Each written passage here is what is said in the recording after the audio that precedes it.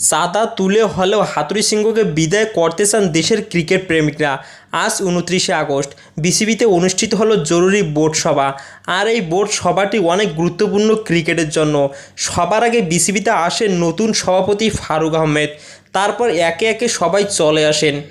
এই বোর্ড সভায় তিনটি বিষয় নিয়ে আলোচনা করা হয়েছে, আর তা হলো সাকিব আল হাসান, হেড কোচ আর নতুন কোচ ইস্যু। হাথুরুসি সিংয়ের বিষয়টা অনেক জরুরি, কারণ দেশের ক্রিকেটের জন্য তাকে তার পদ থেকে সরানো দরকার। যতদিন যাচ্ছে ততদিন দেশের ক্রিকেট নিচের দিকে চলে যাচ্ছে।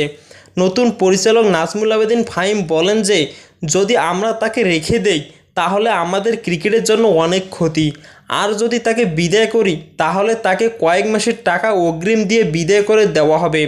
এতে অনেক টাকার প্রয়োজন হতে পারে।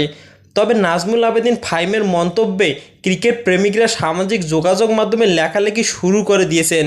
তারা বলতেছেন আমরা চাঁদা তুলে হলেও হাথুরুসি সিংকে বিদায় করব।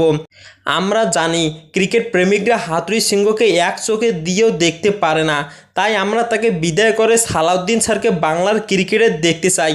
তো দর্শক, এমন কথার সাথে আপনারা একমত কিনা অবশ্যই আপনাদের মূল্যবান মতামতটি আমাদের কমেন্ট বক্সে লিখে পাঠাবেন এবং ভিডিওটি বেশি করে শেয়ার করে দিবেন। ধন্যবাদ সবাইকে।